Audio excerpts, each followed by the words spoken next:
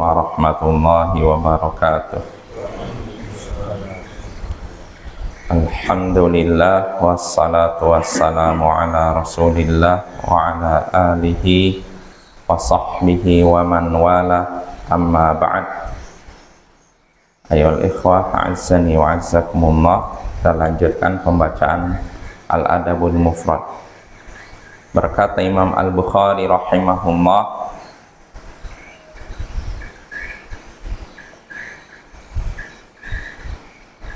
haddatsana Abu Ma'mar qala haddatsana Abdul Warith qala haddatsana Husain qala haddatsana Abdullah bin Buraidah qala haddatsani Bushair bin Ka'ab al-Adawi qala haddatsani Shaddad bin Aus 'an an-nabiy sallallahu alaihi wasallam qala sayyidul istighfar an yaqul Allahumma anta rabbi la ilaha illa ant khalaqtani wa ana 'abduk wa ana 'ala 'ahdika wa wa'dika mastata'tu a'udzu bika min syarri ma sana'tu abu'u laka bi ni'matik wa abu'u laka bi dhanbi faghfirli fa innahu la yaghfiru dhunuba illa ant.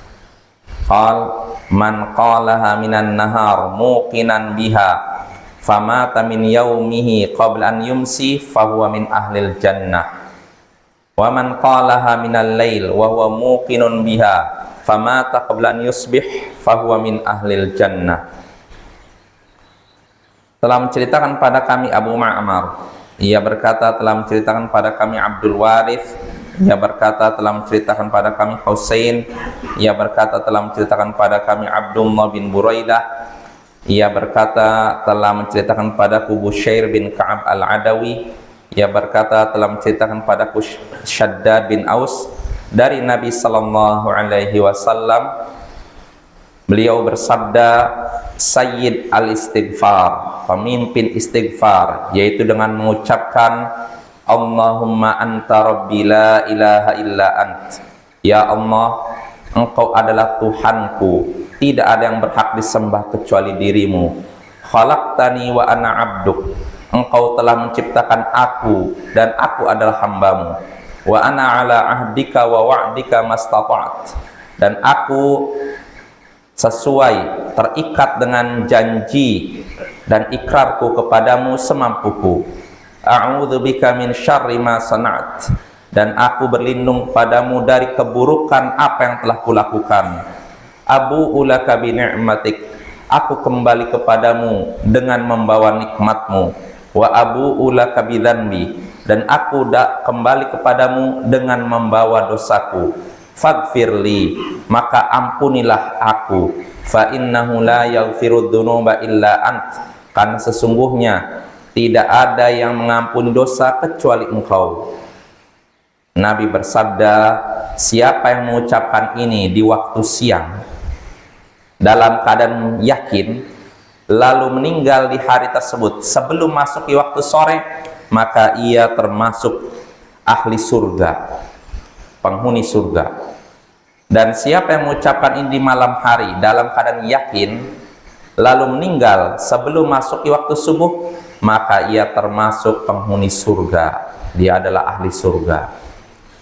Nah, ini hadisnya ya ikhwah dari Shaddad bin Aus. Ini hadisnya pernah berlalu. Intinya di sini Nabi mengajarkan kepada kita Sayyid al-istighfar. Jadi kenapa Imam Bukhari ngulangi hadis yang serupa? Karena susunannya ada perbedaan dengan yang sebelumnya. Tapi intinya kedua-dua hadis ini sahih, bisa kita praktekkan ya. Sayyidul istighfar sudah kita bahas, artinya pemimpin istighfar. Istighfar, minta ampun kepada Allah ini bisa dengan menggunakan berbagai macam. Jadi kita bisa istighfar dengan ini, dengan itu dan itu. Tapi yang paling baik adalah ini, yang sudah diajarkan Nabi ini. Jadi kalau kita mau istighfar yang lebih sempurna, bentuknya sempurna, pahalanya ini, pemimpin istighfar. Nah, apa keutamaan pemimpin istighfar? Di sini Nabi menyatakan siapa yang bacanya di siang hari lalu meninggal sebelum masuki sore hari, maka dia masuk surga, akan menjadi penghuni surga. Ini maknanya jelas. Jadi kalau misalkan ada orang yang membaca Sayyidul Istighfar ini di antara terbit matahari sampai tergelincir masuk waktu zuhur, nah lalu dia meninggal, maka dia masuk surga, ya. Begitu juga siapa yang bacanya di malam hari dan meninggal sebelum masuk waktu subuh, ini juga kalau meninggal maka dia termasuk penghuni surga. Jadi kalau seorang bacanya setelah matahari tenggelam, nah terus sampai menjelang subuh, nah dia baca ini lalu meninggal, dia termasuk penghuni surga. Nah maka bapak jangan lewatkan zikir ini, ya. Nah ini makna hadisnya insya Allah jelas. Nah dari hadis ini kita bisa mengambil beberapa pelajaran serupa dengan pelajaran yang sudah kita bahas pada tahun sebelumnya. Pertama, perintah atau anjuran untuk banyak istighfar, ya, atau perintah untuk beristighfar kepada Allah. Itu pertama. Lalu kedua, istighfar kepada Allah memiliki beberapa bentuk, dan yang paling baik adalah ini, Sayyid al-Istighfar, yang sudah diajarkan oleh Nabi Sallallahu Alaihi Wasallam. Itu yang kedua. Lalu ketiga, keutamaan tauhid. Karena Sayyid Istighfar ini kan keutamanya tadi apa? Kalau meninggal sebelum masuk di waktu sore maka termasuk penghuni surga. Kalau meninggal sebelum masuk di waktu subuh masuk surga. Nah ini keutamaan doa ini, dan doa ini dimulai dengan tauhid, pengakuan keesaan Allah. Ya Allah, Engkau adalah Tuhanku, tidak ada yang berhak disembah kecuali dirimu. Ini namanya apa?